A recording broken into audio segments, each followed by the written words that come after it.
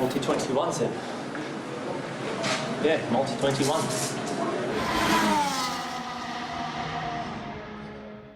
Bonjour à toutes, bonjour à tous et bienvenue dans un nouvel épisode de Multi 21. Je suis avec Thomas Felizardo. Salut Thomas. Salut Clément, salut à tous. Et Thomas est un homme heureux aujourd'hui, et oui, parce que ce Grand Prix d'Autriche nous aura offert une victoire de Charles Leclerc 3 mois, jour pour jour, après sa dernière victoire en Grand Prix. On va parler de tout ce week-end, bien évidemment. C'est le deuxième week-end de la saison, on a eu des courses sprint, et je te propose de commencer par là, Thomas. Qu'est-ce que tu as pensé de cette deuxième course sprint de la saison, la 5e course sprint de l'histoire de la F1 ? Je pense que tout le monde aura à peu près le même avis là-dessus, c'est ce qu'on a pu voir émerger des différents réseaux sociaux hier. C'est une course sprint où il s'est rien passé. Il y avait quoi? Il y avait 24 tours, je crois. 23 tours après tours, le. ça, ouais. Ah, ouais, mais il y a eu l'annulation après. de la procédure de départ, donc Absolument. je pense qu'en tout devait y avoir 24. Bon, à un tour près, c'est ça. C'était pas forcément la course sprint la plus passionnante, si tant est qu'une course sprint peut être passionnante. Moi, en tout cas, ça m'avait un petit peu inquiété pour la course, parce que je me suis dit, la course, ça va être un train-train pendant 71 tours, ce qui n'a pas du tout été le cas. Donc voilà, mais à part ça, non, j'ai pas vu d'intérêt à cette course sprint. En plus, ça a un petit peu lissé les petites erreurs qu'on avait pu voir en qualif de la part de... Bon, pas de Russell, même s'il s'est planté, mais Russell avait fait une bonne position sur la grille. Mais Hamilton, par exemple, qui s'était planté quasiment en début de Q3. Perez, qui a eu son tour annulé, qui avait été disqualifié de la Q3 et qui a eu son meilleur temps de Q2 annulé, qui partait 13e. Bon, tout ça, ça a un petit peu lissé, ça les a fait remonter. Et c'est dommage, je pense que la course aurait pu être encore un tout petit peu plus passionnante si on avait gardé la grille telle qu'elle avait été définie le vendredi soir, en fait. Et ça pose un problème sur les courses sprint, et tu as dit, c'est que la course principale était aussi beaucoup plus passionnante parce qu'on a eu toutes ces stratégies avec les différents pneumatiques. On en a parlé à un moment entre nous à la rédac, et d'ailleurs c'est toi qui faisais cette analyse-là, de la différence de vitesse entre Charles Leclerc et Max Verstappen. Mettait Red Bull dans une situation où à un moment ils allaient devoir piter et comment Ferrari allait réagir, et tout ça c'était des questions de stratégie qui étaient hyper importantes et qui étaient très passionnantes et qu'on n'a pas eu sur cette course sprint qu'on nous vend comme du pure racing parce qu'il n'y a pas d'arrêt au stand, mais les arrêts au stand, la stratégie ça fait partie de la course, et si eux ils définissent le pure racing par des courses sans entre guillemets sans artifice, faut qu'ils se posent la question de leur sport aussi. Donc qu'est-ce qu'ils veulent réellement, donc ça décrivise même un Grand Prix de F1 en fait, ce qu'ils entendent par le sprint, et tu l'as dit, ça lisse les erreurs en qualif, et c'est dommage, on l'a déjà dit sur les courses sprint précédentes, notamment au Brésil, mais là encore une fois on a eu une grille départ bien plus simplifiée que ce qu'on aurait pu avoir sans course sprint et avec une qualif directement le samedi. Exactement, et ça avait déjà été le cas au Brésil justement, où Hamilton avait pu remonter dans un premier temps dans la course sprint alors qu'il partait 20e. Il y a un autre truc aussi, c'est que je vais rebondir sur ce que tu as dit que je trouve très juste, c'est que la course sprint ici, elle a montré que la F1 sans artifice, donc sans différence de pneus, sans différence d'état de pneus, sans tout ça, en fait, on s'embêterait beaucoup pour rester pour rester poli. Et donc les artifices sont nécessaires. C'est un petit côté américanisant peut-être, mais je pense que dans l'intérêt du sport, ça reste quelque chose de nécessaire aujourd'hui d'avoir tous ces artifices-là et d'avoir des pneus qui sont peut-être pas les meilleurs du monde, mais des pneus Pirelli qui sont plutôt bons quand même pour le spectacle. Et puis on a toujours eu des artifices d'une façon ou d'une autre, parce qu'à un moment on Bien avait sûr.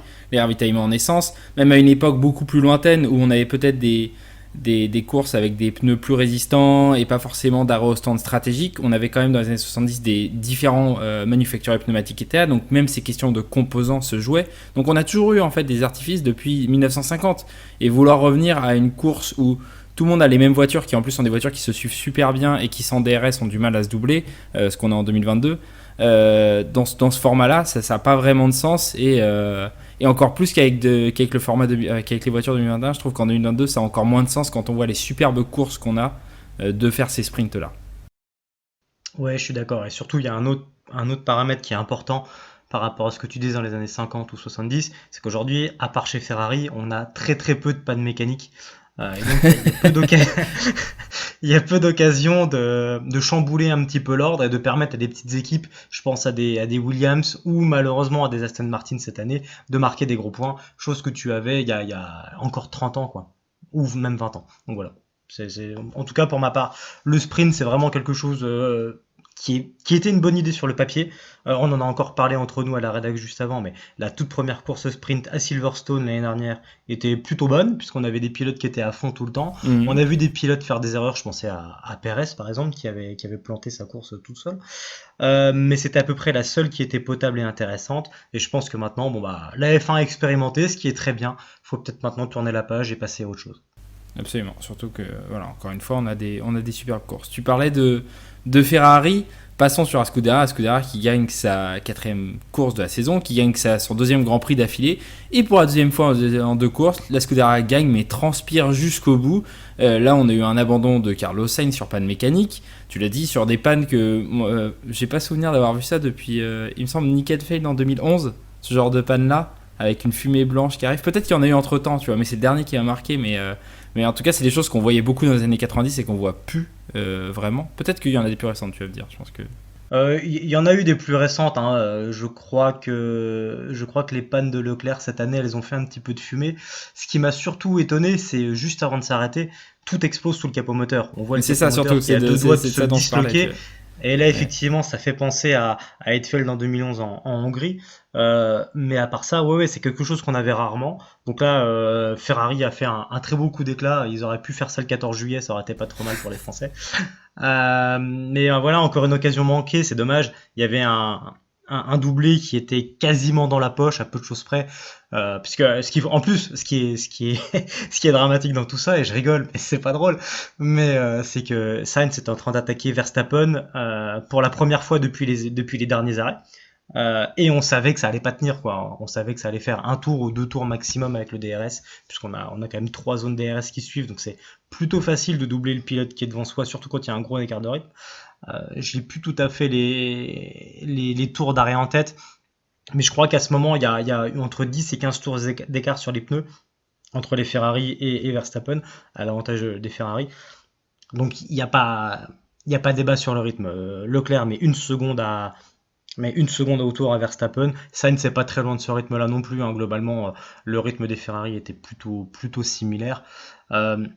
Et donc au moment où Sainz a pour la première fois le DRS depuis le dernier arrêt, enfin ce qui devait être le dernier arrêt, le deuxième arrêt, il perd son moteur, il abandonne avec tout ce que ça implique comme drama visuel et la perte d'un doublé.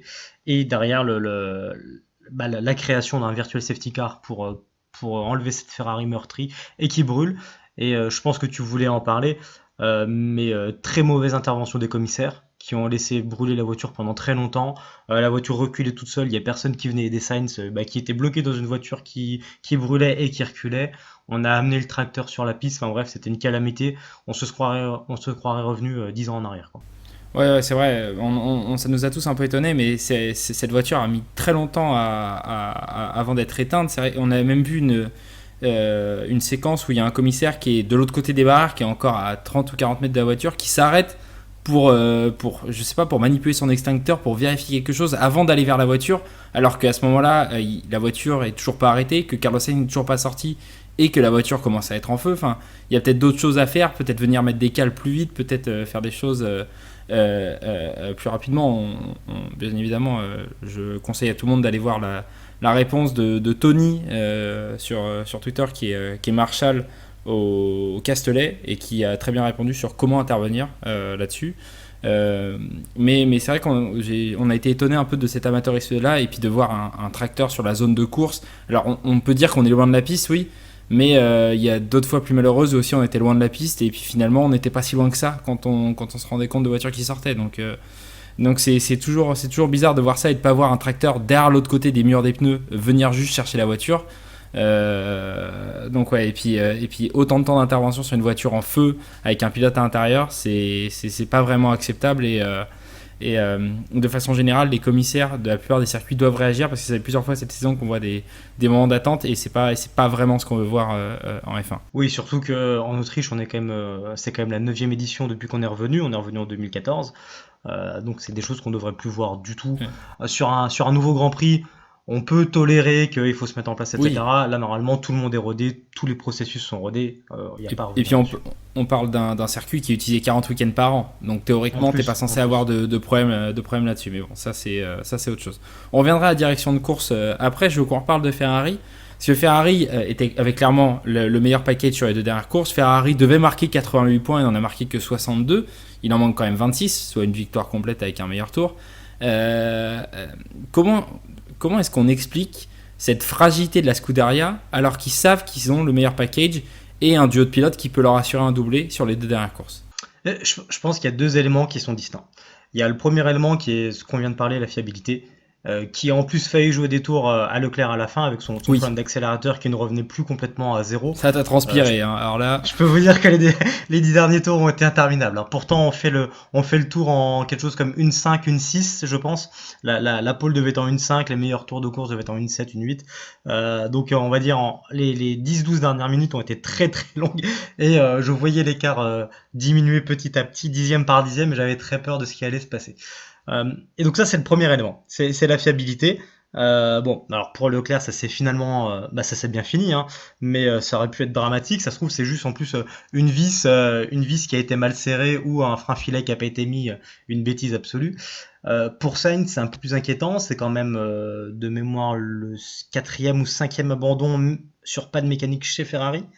Il y en a eu 2 chez Leclerc, il y en a eu 2 ou 3 chez Sainz. Plus les équipes clientes avec les Alpha et les As qui ont pas mal pris aussi. Donc moi ce que je pense c'est que Ferrari a mis le paquet cette année sur la performance du moteur au détriment de la fiabilité. Pourquoi ? Parce que à partir de la fin de cette année les moteurs sont gelés, sauf pour des problématiques de fiabilité. Si un motoriste veut me faire des évos de fiabilité, il aura le droit jusqu'à la fin du règlement qui est attendu pour 2025. Donc je pense que Ferrari a choisi cette route-là. Puisque en fait c'est presque la voie la plus intelligente dans le sens où si tu peux pas jouer sur la performance mais tu peux jouer sur la fiabilité, allons-y, faisons un moteur performant, on verra plus tard pour la fiabilité. C'est une doctrine qui a plutôt bien marché en F1 hein, depuis presque toujours, depuis Colin Chapman, j'ai envie de dire, et même avec Newey chez Williams et chez McLaren, c'était un petit peu le sentiment et ça marchait plutôt pas mal. Donc je pense que Ferrari a vraiment pris cette route-là sur le développement de son moteur, parce que c'est vraiment un problème moteur et pas un problème voiture, puisque on le trouve sur pas ce week-end, mais sur toute la saison, on le voit sur trois voitures différentes. La deuxième chose, c'est que je vais faire écho à une phrase qu'avait prononcée Binotto il y a 2 ans, je pense maintenant, ou 3 ans peut-être, c'est que c'est une équipe qui est jeune. Alors vous allez me dire, Ferrari, ça a 75 ans d'histoire, oui, mais la structure en place est plutôt jeune. Il y a eu beaucoup de changements avec les Mattiacci, les Arriva Bene et compagnie, sur la fin de la période Alonso jusque quasiment toute la période Vettel. Et l'équipe était très très instable au niveau de la structure. Maintenant, depuis 2019, ils ont 2 pilotes qui sont rapides, qui se valent. D'abord avec Vettel et Leclerc, puis avec Leclerc et Sainz. Et ils doivent gérer tout ça, ils doivent apprendre à gérer tout ça. Parce que pendant qu'ils avaient cette voiture rapide, et avec 2 pilotes qui pouvaient se battre, pendant qu'ils avaient 2 pilotes rapides et qui pouvaient se battre, ils n'avaient pas une voiture rapide. Donc ils n'ont pas été habitués à jouer les avant-postes. On l'a vu, il y a beaucoup d'erreurs de stratégie. Typiquement Monaco cette année, c'est une erreur de stratégie. Il y a la semaine dernière, à Silverstone, c'est une erreur de stratégie. Même Donc, aujourd'hui, il y a Ferrari des doit erreurs encore- de stratégie, hein. Je pense que. Bien sûr. Enfin, j'ai vu que tu l'avais posté sur Twitter, mais pour moi, dès que Verstappen s'arrête, sachant qu'il y a déjà 20 secondes d'écart, il faut couvrir. Alors, ça, peut-être que c'est une connerie, hein, parce que finalement, ça a bien marché pour Ferrari, mais si tu as la possibilité d'avoir un arrêt d'avance et de couvrir le tour d'après, tu le fais, tu prends pas de risque, parce que s'il y a une safety car, machin, tu sais que tu vas Sachant être que tu es dans à la 2 contre 1 et que tu as une voiture qui est en vitesse pure plus performante. Donc si tu couvres en plus. la stratégie avec un des deux, tu sais que tu seras à peu près à pneu égal et voiture plus performante. Et après l'autre, tu fais une stratégie différente. Si elle marche, tant mieux, tu es devant. Si elle marche pas, tu es derrière. Mais tu auras de toute façon couvert avec la première. C'est ce qu'on attendait d'un 2 contre 1. C'est ce qu'on a vu pendant des années entre Verstappen d'un côté et 2 Mercedes de l'autre. C'est un 2 contre 1. C'est ce qu'a fait à certains moments de la saison Red Bull avec des voitures face à Leclerc tout seul. Exactement. Un 2 contre 1. Et là, pour une fois que Ferrari est à 2 contre 1, ils font rentrer leur voiture à un tour d'écart l'une de l'autre, 15 tours après Verstappen. Enfin, C'est illogique. Ouais, mais effectivement, ça rejoint un petit peu ce que je dis, je trouve. C'est que, et tu l'as très bien dit cette année, il y a eu des cas où il y avait 2 Red Bull face à une Ferrari par la force des choses, soit parce qu'une Ferrari a eu un problème mécanique, soit parce qu'elle s'est plantée. Mais si on revient un peu plus loin, en 2017-2018, on avait 2 Mercedes face à Vettel seulement. Et donc Ferrari n'a pas cette expérience de jouer à 2 contre 1. Enfin, si, ils ont l'expérience de jouer à 2 contre 1, mais en étant 1 et pas en étant 2. Et donc, ils ont, je pense, pas l'expérience et pas toutes les cartes encore pour pouvoir capitaliser sur cet avantage numérique avec une voiture plus rapide. Et je pense que c'est ce qui leur fait défaut. Mais maintenant, ça fait une demi-saison que c'est le cas et il faut qu'ils montent très très vite en compétences pour pouvoir couvrir au maximum ces besoins-là.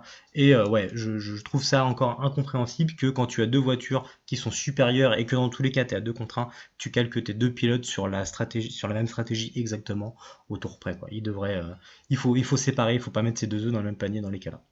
Et puis Ferrari, c'est quand même la seule équipe du plateau où au bout du 20e tour, tu entends OK, plan E. Oui, dans les stratégies, tu dis mais qu'est-ce qui s'est passé pour qu'on soit déjà au plan E alors que les deux sont devant et que tout a l'air normal? Qu'est-ce qui s'est passé? Alors, j'hallucine d'entendre ça, mais ça fait plusieurs fois qu'on les entend dire ça cette année.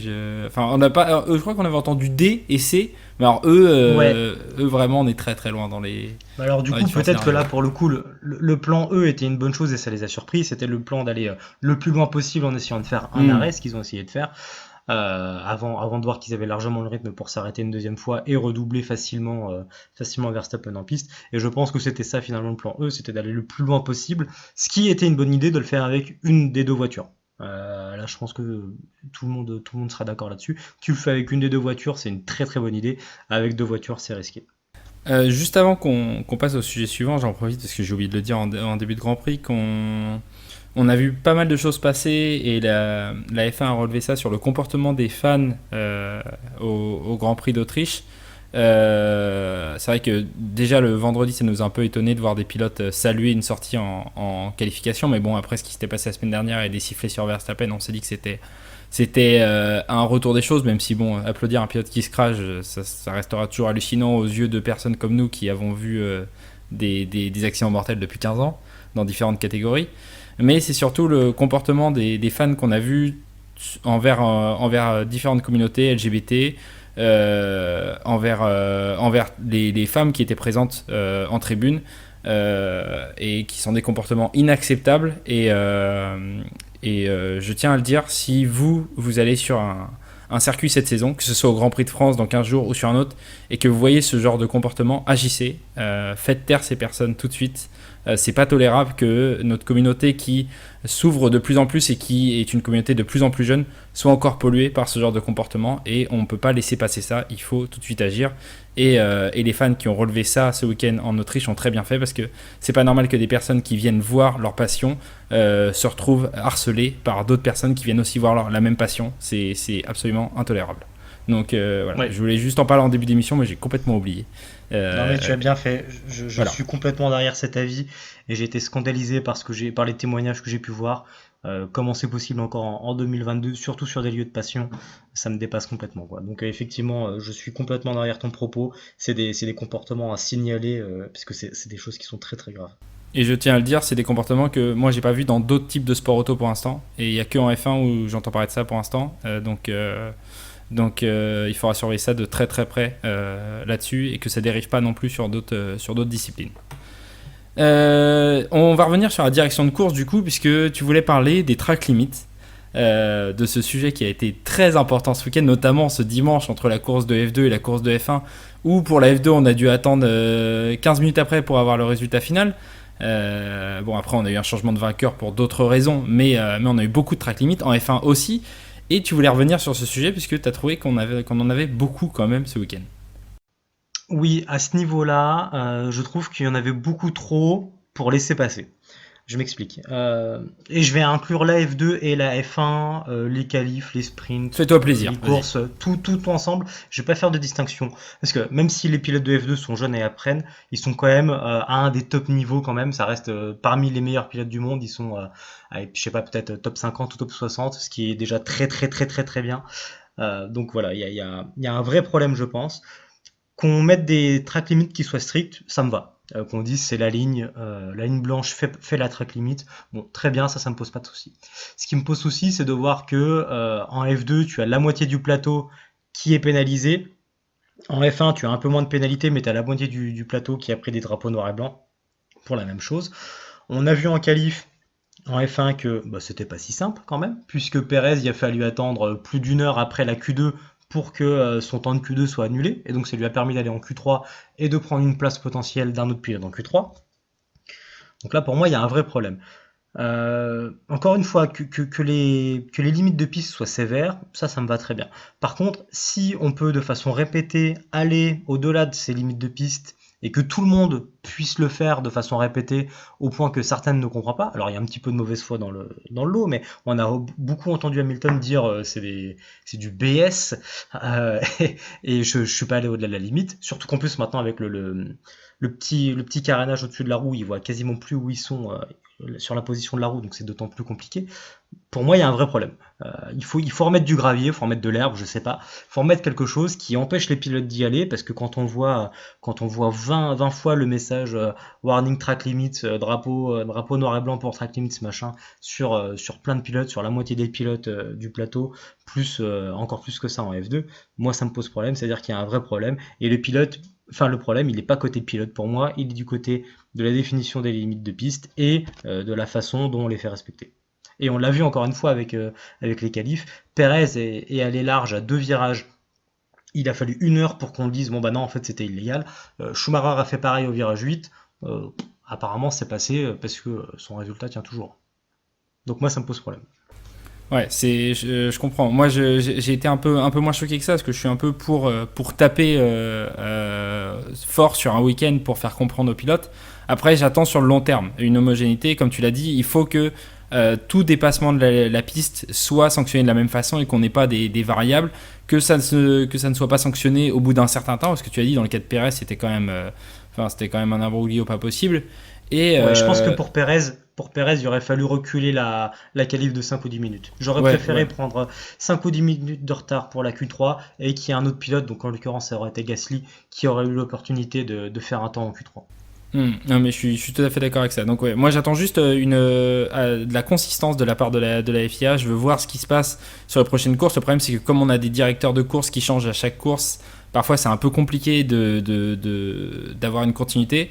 Et après, si demain toutes les infractions, c'est-à-dire dès qu'on dépasse des 4 roues en dehors de la piste, mais même d'un tout petit peu, ça annule le temps autour et ça crée une pénalité, et qu'au bout de 5 croix ou 10 croix, j'en sais rien, on est 5 secondes 5 secondes de rajouter autant, moi ça me va. Faut juste les définir clairement. Et peut-être que ce week-end était un signal, donc j'attends de voir. Je suis pas encore aussi catégorique, mais encore une fois, il faut de l'homogénéité, et on l'a vu aussi sur d'autres décisions, ça.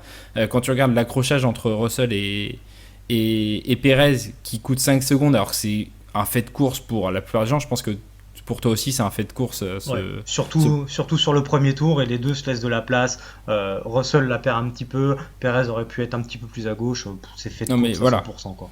Et que tu vois que c'est la même pénalité que ce que Gasly prend sur Vettel, alors que clairement Gasly ne laisse pas la place et sort complètement Vettel de la piste.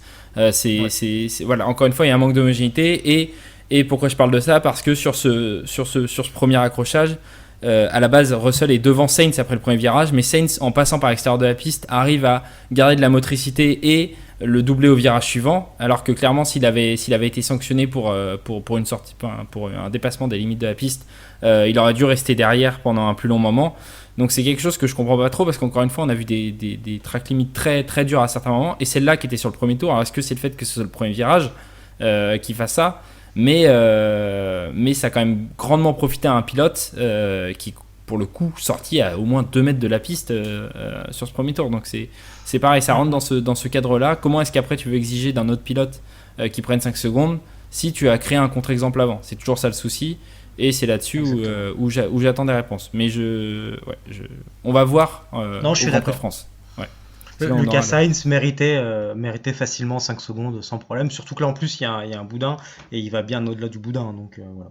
Mais pour revenir, pour rester là sur le sujet des track limits, quand même j'ai du mal à concevoir qu'un pilote qui soit à fond dans son truc, potentiellement en bataille, etc., se réfère à une ligne blanche qu'il ne voit pas pour respecter une limite de piste. Encore une fois, je pense qu'il faudrait un vrai marqueur physique qui te fait perdre du temps, comme ça on n'en parle plus. C'est-à-dire que si tu vas plus loin, tu perds du temps et il n'y a pas besoin de mettre de pénalité puisque la pénalité c'est d'avoir déjà perdu du temps.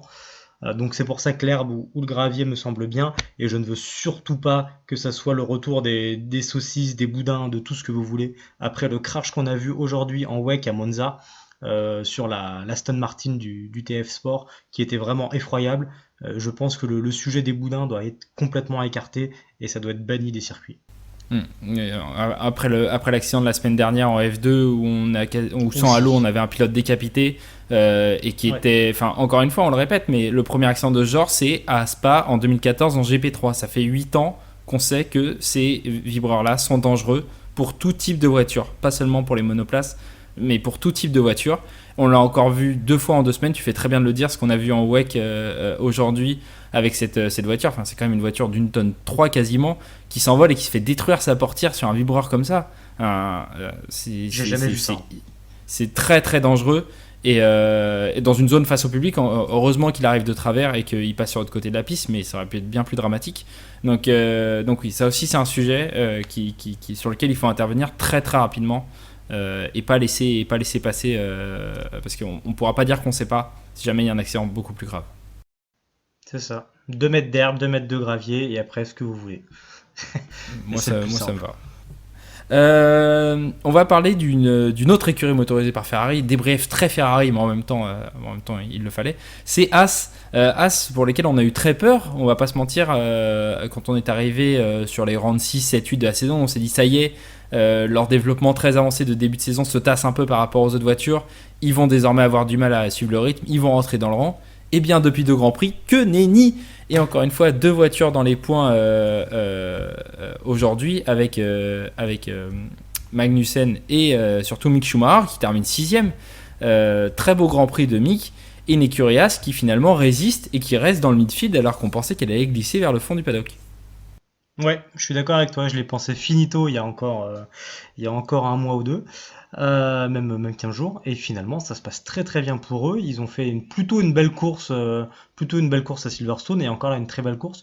Ils ont légèrement cafouillé, je pense, sur le sprint, en n'obligeant pas Magnussen à donner le DRS à Schumacher, ce qui aurait protégé Schumacher d'Hamilton pendant le sprint. Mais bon, vu les résultats finaux, ça c'est un détail.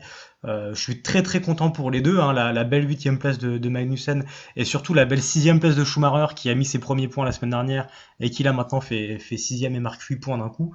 Je trouve ça excellent pour eux. Ça fait vraiment plaisir, ça va leur redonner un petit coup de boost, ça va leur donner un moral. Et surtout, bah, encore une fois, mention spéciale à Schumacher qui la semaine dernière se bat contre Verstappen, hier se bat contre Hamilton et aujourd'hui se bat contre Alonso. Je pense qu'il est pas mal pour la série de pilotes champions contre lesquels il se bat. Et on va peut-être en rentrer dans le schéma habituel de Mick Schumacher de la 2e saison, qui est toujours bien mieux que la première. En tout cas, là, il nous le prouve. Pour l'instant, on Précision. est quasiment... Oui, vas-y. Précision, c'est la 2e moitié de la 2e saison qui est bonne. Oui, voilà. Donc on y arrive. On y arrive. Parce que si tu regardes la F3 et la F2, c'est toujours à partir de la moitié de saison qu'il a son déclic. Et on y est. Hein. C'est game on. On évitera de parler de la F3 puisqu'il y a toujours des enquêtes qui sont en cours sur ce qui s'est passé. Mais pour la F2, effectivement, c'est à partir de des la résultats Hongrie. après. Ouais. Oui, bien sûr.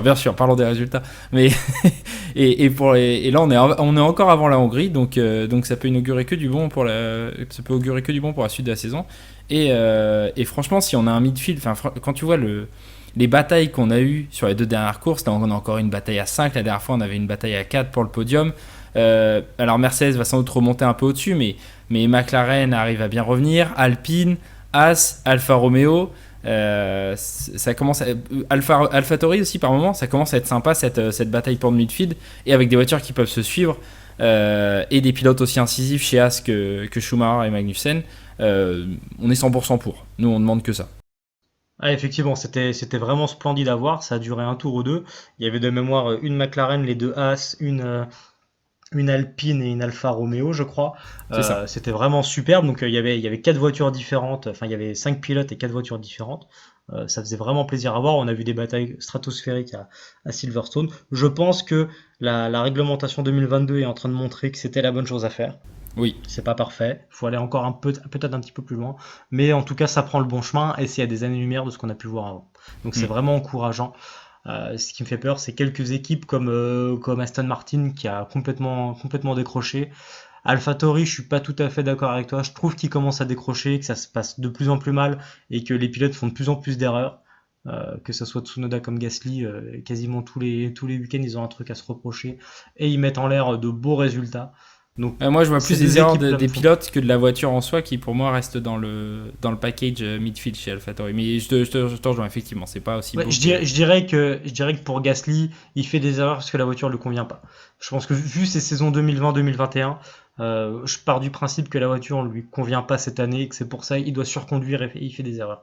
Je l'explique comme ça parce que connaissant enfin vu le talent du bonhomme, ça me paraît étonnant que comme ça maintenant c'est quoi, c'est sa cinquième saison, sixième saison à Gasly, il se mette à faire des erreurs qui sont inexplicables.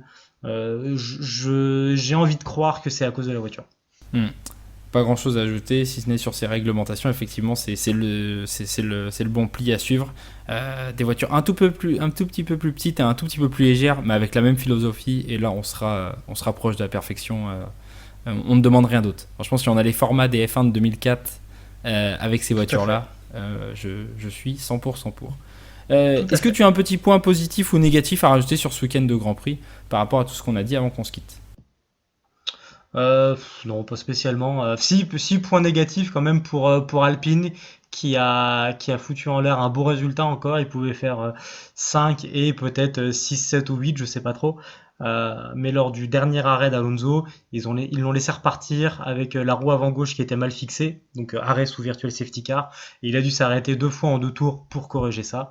Et donc au final, il finit 10e alors qu'il pouvait faire 2 ou 3 voire 4 positions au-dessus entre les As et les McLaren. Donc dommage d'avoir encore gâché des points pour une équipe qui stagne déjà depuis un bon bout de temps maintenant.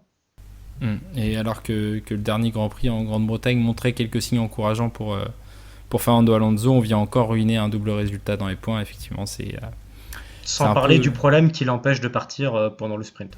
Oui, Problème aussi, de ouais. CU sur la grille au sprint qui l'empêche de partir, elle fait partir 20e. Donc en plus c'était une belle course, parce qu'en partant dernier sur la grille, donc 19e, puisque Bottas partait des stands. Il pouvait finir dans un bon top 10 et il a pas eu, bah, il finit quand même 10e, mais il aurait pu faire beaucoup mieux. Donc c'est dommage pour lui, je pense. Et la poisse, ça va un petit peu sur notre ami Alonso. Hmm. La prochaine fois que la F1 roulera, ce sera en France, au Grand Prix de France. Personnellement, j'y serai, donc n'hésitez pas à envoyer un petit DM pour venir me voir. Peut-être la dernière fois en France, on ne sait pas, avant un bon bout de temps, donc profitons-en. Et on espère un bon résultat de nos deux pilotes français et de notre écurie française Alpine au Grand Prix de France. Merci Thomas pour avoir débriefé ce Grand Prix d'Autriche qui t'a rendu heureux finalement, avoue-le, avec la victoire de Charles Leclerc, malgré l'abandon de Carlos Sainz, avoue-le. Il était temps, j'étais en train de perdre espoir. Je me demandais comment ça allait finir, je me demandais comment j'allais finir. Donc la victoire fait du bien, mais je suis pas encore tout à fait rassuré par Ferrari. J'ai totalement foi en Leclerc, mais pas encore en Ferrari. Donc j'attends de voir déjà le Grand Prix de France qui s'annonce passionnant, je pense. Même si c'est pas le circuit le plus passionnant, mais je pense qu'on peut avoir des belles batailles avec cette nouvelle F1. Absolument, ouais. Je garde espoir sur ce circuit avec ces nouvelles F1. N'hésitez pas à vous abonner à la chaîne. On a beaucoup de choses qui vont arriver très bientôt, normalement. Si on prend le temps de le faire, c'est vrai qu'on a été un peu débordé ces derniers temps, mais théoriquement, tout va rentrer dans l'ordre très bientôt. Donc n'hésitez pas à vous abonner, à mettre en commentaire ce que vous avez pensé de la course de la Scuderia, du reste du peloton, parce qu'on n'a pas trop parlé du reste du peloton, mais bon, comme d'habitude, on parle de Red Bull et de Mercedes suffisamment, alors on s'est dit qu'on allait se focus sur Ferrari. Et on se dit à très bientôt pour une prochaine émission de 2021. Salut! Salut, à bientôt.